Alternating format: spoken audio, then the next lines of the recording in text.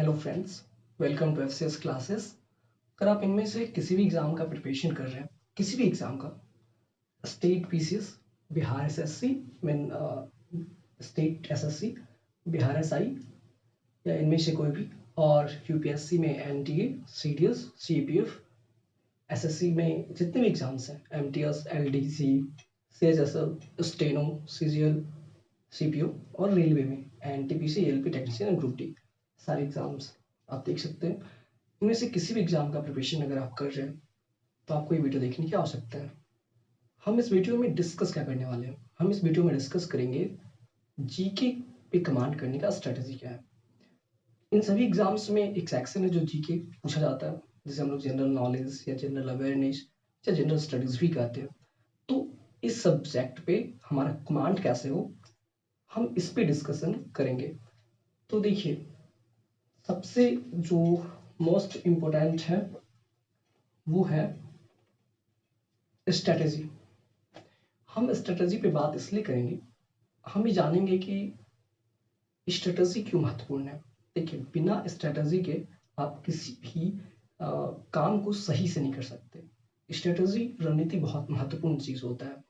रणनीति की वजह से ही बाजीराव छोटी सी सेना लेकर निजाम को हरा दिए। उन्होंने दिल्ली पे आक्रमण किया और इसी रणनीति के बदौलत चक्रव्यूह को भेदा गया था, क्योंकि अर्जुन सिर्फ चक्रव्यूह को भेज सकते थे और अभिमन्यु, बाकी कोई नहीं, जबकि भीम तो बहुत शक्तिशाली थे। यानी रणनीति बहुत महत्वपूर्ण है।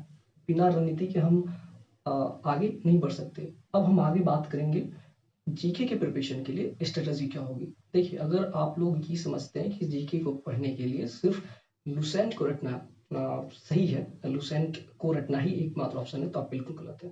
अगर आप प्रिपरेशन स्टार्ट कर चुके हैं और आप भी चक्रव्यूह में फंस चुके हैं, लगातार लुसेंट को रट रहे हैं और ये टफ लग रहा है क्योंकि उसमें बहुत सारे फैक्ट्स हैं, तो आपको जो स्ट्रेटजी हमें बताएंगे आप उसे एक बार अच्छे से देखिए और इसकी पावर को फील कीजिएगा, इसके जो आउटकम्स होंगे, इसके जो रिजल्ट्स होंगे। तो सबसे पहली बात, स्ट्रेटजी के इंपॉर्टेंस को हम लोग समझ चुके हैं। अब हम लोग समझेंगे कि स्ट्रेटजी क्या है। फर्स्ट स्ट्रेटजी का जो फर्स्ट पॉइंट है वो है डिकोडिंग सिलेबस। सबसे पहले हम सिलेबस को बहुत अच्छे से देखेंगे कि सिलेबस में पूछा क्या जा रहा है। History, polity, geography, economics, science, art and culture, इन सभी चीज़ों को ध्यान से देखेंगे। अगर हिस्ट्री में दो पार्ट है, एक बार हिस्ट्री में दो ही पार्ट नहीं, सबसे पहले तो आप जाइएगा एंशिएंट, मिडाइवल, मॉडर्न, यानी ये हो गया प्राचीन भारत, मध्यकालीन, आधुनिक।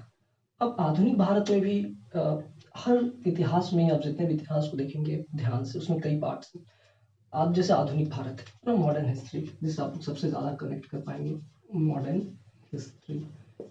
इसमें दो पार्ट है। एक 1600 में ये जो कंपनी आती है, ब्रिटिश ईस्ट इंडिया कंपनी, 1600 में जो आती है ब्रिटिश ईस्ट इंडिया कंपनी, वो सबसे पहले भारत पर कब्जा करती है और तो 1857 तक ये कब्जा चलता है और यहाँ से 1857 की क्रांति होती है, भारत का प्रथम स्वतंत्रता संग्राम। इसके बारे में आगे डिस्कस करेंगे और उसके बाद से हम स्वतंत्र होने की बात करते हैं और 1947 तक, यानी यहाँ से यहाँ तक वो इंडिया पे कब्जा करेंगे और यहाँ से हम उनसे स्वतंत्र होने का प्रयास और की सारी स्वतंत्रता संग्राम। तो यहाँ से यहाँ तक स्वतंत्रता संग्राम है और यहाँ से यहाँ तक उन्होंने कैसे कैसे आक्रमण किए, इंडिया को कैसे उन्होंने जीता, एक तरह से कब्जा किया, वो हम जानेंगे। तो आप सिलेबस को डिकोड कीजिए, ये सबसे महत्वपूर्ण है। और दूसरी बात है understanding the nature of questions. अब ये क्या होता है? क्वेश्चन की प्रकृति को समझना। अगर आप ये दोनों कर लेते हैं तो आपको ये पता चल जाएगा कि क्या पढ़ना है। यानी understanding the nature of questions बहुत इंपॉर्टेंट है। और आपको क्वेश्चंस कैसे पूछे जाते हैं ये पता कैसे चलेगा? ये पता करने का सबसे बेस्ट उपाय है previous year questions, PYQ, previous year questions. आप इसे क्वेश्चन बैंक भी कह सकते हैं। तो आप ये दोनों कर लीजिए। सबसे पहले सिलेबस को डिकोड कीजिए, क्या क्या है उसमें, फिर देखिए क्वेश्चंस कैसे पूछे जा रहे हैं, क्वेश्चन बैंक। हम सेकेंड स्टेज पे आएंगे। पहला तो हो गया क्या पढ़ना है, अब हम लोग जानेंगे कैसे पढ़ना है, बहुत इंपॉर्टेंट है। यहाँ पे हम आपको जिस स्ट्रेटजी के बारे में बताएंगे वो स्ट्रेटजी अपने आप में बेमिसाल है। बहुत सारे यूपीएससी एस्पायरेंट्स इसका बहुत अच्छे से यूज करते हैं, और जो भी किसी सब्जेक्ट को बहुत अच्छे से कमांड करते हैं उनको ये स्ट्रेटजी पता है, वो जाने या अनजाने में इस स्ट्रेटजी को फॉलो करते हैं। वो स्ट्रेटजी है एफसीएस स्ट्रेटजी। इसका मतलब क्या है? FCS, FCS fact, concept and story. Fact, concept and story, ये स्ट्रेटजी। अब हम लोग एक एक तरह से एक एक करके समझेंगे कि फैक्ट क्या है, कॉन्सेप्ट क्या है और स्टोरी क्या है। देखिए लुसेंट में जब आप पढ़ते हैं, जैसे आप लोग पढ़े होंगे अरावली पर्वतमाला कहाँ स्थित है, रटली होंगे राजस्थान। ये एक फैक्ट है। अब इसका कॉन्सेप्ट क्या है कि वो कहाँ तक फैला हुआ है, उसकी जो उसके पीछे की जो कहानी है। अगर उस पर्वत, जैसे कि कॉन्सेप्ट, जैसे कि जैसे आप अरावली बोले हमारे सामने ये मैप बन जाएगा, पृथ्वी पे भारत है यहाँ से, और ये राजस्थान वाला इस तरह से अरावली पर्वतमाला है इस तरह से यहाँ पे।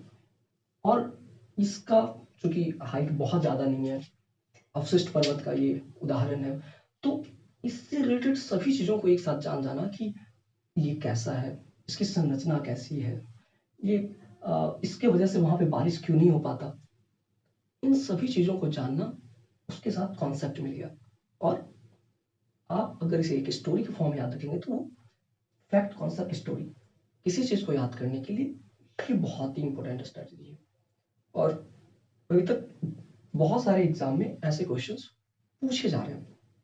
अब आप अभी रिसेंटली ग्रुप डी के एग्जाम को देखे होंगे, आप एक चीज नोटिस किए होंगे कि अब वो क्वेश्चन ऐसे नहीं पूछता एक लाइन में न्यूटन किसका मात्रक है या बल का ऐसा मात्रक क्या है। अब वो क्वेश्चन स्टेटमेंट देकर पूछा जाता है।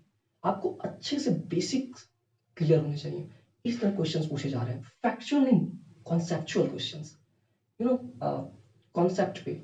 तो अब हम लोग क्या गलती करते हैं, लुसेंट में सिर्फ फैक्ट है। लुसेंट एक बहुत अच्छा बुक है लेकिन उसमें सिर्फ फैक्ट है, कॉन्सेप्ट नहीं है। और आप तो स्टार्ट ही करते प्रिपरेशन से लुसेंट पढ़ने से, तो आप डायरेक्ट फैक्ट पढ़ेंगे, आपको कहानी बिल्कुल भी नहीं पता।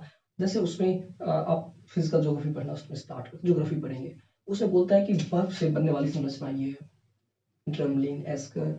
उसमें बोला जाता है, जैसे टोपोग्राफी का वो चैप्टर है, उसमें बोला गया नदियां बनाती है गॉर्ज, है ना, नदियां गॉर्ज बनाती है, भी आकार की घाटी बनाती है ना, और भी बहुत सारी चीजें। तो आप समझ ही नहीं पाए, आप रट रहे हैं, हाँ भी आकार की घाटी, गॉर्ज, नदियां ये बनाती है ना, लैगून झील ऐसे होते हैं। आपको कुछ इमेजेस बनने चाहिए जब आप पढ़ें जीके को, तो आपके सामने वो जीके जनरल नॉलेज जरूर है, लेकिन वो एक कहानी है। वो बताता है, नदी जब अपने मार्ग से गुजरती है तो वो बहुत कुछ बताती है, वो बहुत कुछ करते जाती है अपने मार्ग में। वो रास्ता प्लेन में आती है तो वैसे सरपीला कार चलती है, बहुत जब पहाड़ से उतरती है तो बहुत तेज वेग से आगे बढ़ती है, और कई तरह की संरचनाओं का निर्माण होता जाता है। तो आप अगर इन चीजों पर फोकस नहीं करेंगे, सीखने की प्रवृत्ति को अपनाइए, फैक्ट, कॉन्सेप्ट, स्टोरी, इस कॉन्सेप्ट को समझिए, बहुत पावरफुल कॉन्सेप्ट। और जैसे कि मालाबार तट, अगर हम लोग रट लेते हैं मालाबार तट इधर है केरल साइड, प्रॉब्लम है। प्रॉब्लम क्या है, हमारे सामने मैप बनना चाहिए। जैसे हम बोले मालाबार तट तो मैप बन गया, ये आपका इधर उत्तरी सरकार तट आ जाता है ना, यहाँ वाला ये मालाबार तट हो गया। तो इस तरह से सब कुछ समझना जानना, इधर कोरोमंडल तट हो गया, यहाँ से यहाँ तक। क्वेश्चंस वैसे पूछे जा रहे हैं, आप यूपीएससी के प्रीवियस ईयर क्वेश्चंस को देखिए बहुत ध्यान से, किसी भी ग्रुप डी तक एग्जाम को देखिए। यूपीएससी में जो ये एनडीए, सीडीएस और सीपीएफ के एग्जाम्स होते हैं, इनमें काफी कॉन्सेप्चुअल क्वेश्चन पूछा जाता है। उनमें ये नहीं पूछा जाता कि रंजीत सिंह के साथ अंग्रेजों ने कौन सी संधि की थी, वो अमृतसर की संधि। वो सीधा दो स्टेटमेंट देते हैं, अमृतसर की संधि इतने ईस्वी में हुई थी, और उसके बाद 1803 में, और उसके बाद से उन्हें जम्मू कश्मीर की ओर उन्होंने विस्तार करना स्टार्ट किया, और इधर विस्तार रुक गया पूरब की ओर। तो आप जब तक इसके पीछे की कहानी को नहीं समझेंगे, आप रट के इस एग्जाम को पास नहीं कर सकते, इसे क्रैक नहीं कर सकते। और आप बोझिल बनाएंगे, इंटरेस्टिंग बनाइए। जीके को आपको इंटरेस्टिंग बनाना है, बोझिल नहीं बनाना है। इस बात पे ध्यान रखिए। तो अब हम कैसे करेंगे एफसीएस स्ट्रेटजी? तो जान गए, फैक्ट कॉन्सेप्ट स्टोरी। इसे यूटिलाइज कैसे करेंगे? देखिए, अगर आप प्रिपरेशन स्टार्ट कर चुके हैं तो आप 3 मंथ्स अपने आप को दीजिए बेसिक्स स्ट्रॉन्ग करने में। यहाँ पे आपका एक फाउंडेशन तैयार होगा, बहुत स्ट्रॉन्ग फाउंडेशन। सबसे पहले आप साइंस लिखिए। साइंस में आप 9th और 10th की जो एनसीईआरटी आप जरूर पढ़ें, और लुसेंट का साइंस आता है, आप उस बुक को पढ़ें। सबसे पहले एनसीईआरटी 9th और 10th जरूर पढ़ें। हिस्ट्री के लिए हम 6 to 8 का एनसीईआरटी आपको रिकमेंड करेंगे, और फिर दृष्टि का हिस्ट्री। पॉलिटी के लिए आप एनसीईआरटी नहीं पढ़ें, कोई दिक्कत नहीं है। ज्योग्राफी के लिए आपको तो एनसीईआरटी पढ़ना ही पड़ेगा। मैप्स और एनसीईआरटीज बिल्कुल जरूरी है, 6 to 10 एटलीस्ट। इकोनॉमिक्स के लिए आपको 9th और 10th, देखिए इकोनॉमिक्स में 9th और 10th का अगर आप इकोनॉमिक्स पढ़ लिए एनसीईआरटी, 9th और 10th का एनसीईआरटी, और बाकी इसमें सारे क्वेश्चंस करंट अफेयर से पूछे जाते हैं, तो आपको उतना टेंशन लेने की आवश्यकता नहीं है। तो ये जो चीज़ बताएं, हिस्ट्री, पॉलिटी, ज्योग्राफी, इकोनॉमिक्स और साइंस, इसके बारे में आपको बता चुके हैं। अब आपको ये समझना होगा कि एनसीईआरटी, देखिए पढ़ना हमेशा से आसान नहीं होता, किसी को बहुत पसंद होता है, किसी को बुक पढ़ना थोड़ा हेक्टिक लगता है। तो आप यूट्यूब में उसके लेक्चर्स देख सकते हैं, वहाँ से हेल्प ले सकते हैं। आप अपने नोट्स को बनाइए, अपना नोट्स बनाइए आप, वो आपके लिए बहुत ज़्यादा हेल्पफुल होने वाला है। आप अपने नोट्स बनाएंगे, वो बहुत हेल्पफुल होगा। फिर आप जो है ऑब्जेक्टिव क्वेश्चंस होते हैं, पीवाईक्यू, आप उसे अटेम्प्ट कीजिए, यानी प्रीवियस ईयर क्वेश्चंस ऑब्जेक्टिव। क्योंकि जैसे आपने साइंस पढ़ा, अब आप उससे अटेम्प्ट करेंगे ऑब्जेक्टिव क्वेश्चंस, बहुत हेल्पफुल होगा। उससे आपके सारे कॉन्सेप्ट क्लियर होते चले जाएंगे। तो आज हम जो आपको बताए थे, क्या क्या बताए? पहला, क्या पढ़ना है। दूसरा, क्या पढ़ना है तो सिलेबस को डिकोड करेंगे, पीवाईक्यू देखेंगे, प्रीवियस ईयर क्वेश्चन, उससे पता चल जाएगा क्या पढ़ना है। अब अगला स्टेज था कैसे पढ़ना है, वो है एफसीएस स्ट्रेटजी को फॉलो करेंगे तो पता चल जाएगा कैसे पढ़ना है। फैक्ट, कॉन्सेप्ट, स्टोरी, इसमें हम बहुत सारी चीज़ों का यूज़ करते हैं। मैप्स का यूज़ करते हैं, माइंड मैप्स का यूज़ करते हैं, बहुत इंपॉर्टेंट है ये। हम लोग डायग्राम्स का यूज़ करते हैं, फिगर्स, इन सभी चीज़ों का। स्टोरी, पूरी 3 घंटे की मूवी याद हो जाती है एक बार में। सारे के सारे सीक्वल्स याद होते हैं। पहली बार में एवेंजर्स में ये हुआ था, एवेंजर्स एंड गेम में ये हुआ, एवेंजर्स वार में ये हुआ था, सब कुछ। लेकिन क्यों? क्योंकि वो स्टोरी आप जानते हैं, स्टोरी का एक इम्पैक्ट पड़ता है, फिगर्स का, डायग्राम का एक इम्पैक्ट पड़ता है ब्रेन पे। आप इनका यूज कीजिए। क्यों रटना, बोरिंग क्यों बनाना? स्टडी को इंटरेस्टिंग बनाना है, उसे बोरिंग नहीं बनाना है, इंटरेस्टिंग बनाना है। आप इन चीज़ों पे बहुत अच्छे से ध्यान दीजिए, और ये बहुत ज़्यादा टफ नहीं है। आप 3 महीने के अंदर ये सभी चीज़ को कंप्लीट कर पाएंगे, ठीक।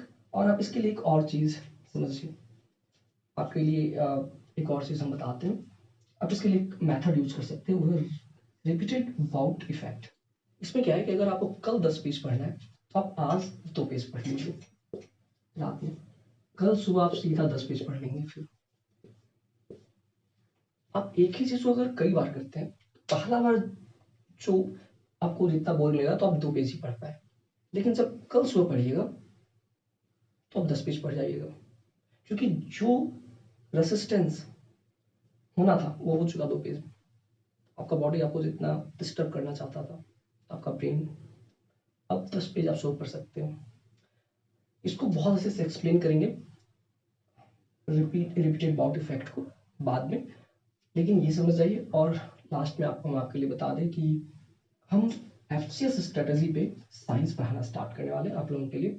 बिल्कुल नेक्स्ट वीडियो से हम लोग स्टार्ट करेंगे। सबसे पहले हम लोग स्टार्ट करेंगे फिजिक्स, और फिर जाएंगे केमिस्ट्री, और फिर बायोलॉजी। तो इसमें अगर आपने एनसीईआरटी नहीं पढ़ा है तो ठीक है, कोई बात नहीं। अगर आप खुद से पढ़ ले अभी भी बहुत अच्छी बात है, आपके लिए बहुत यूजफुल होगा। आप एक बार ट्राई करें, टफ लगेगा कोई बात नहीं, फिर भी आप जरूर पढ़ें, ज़्यादा टाइम नहीं लगेगा।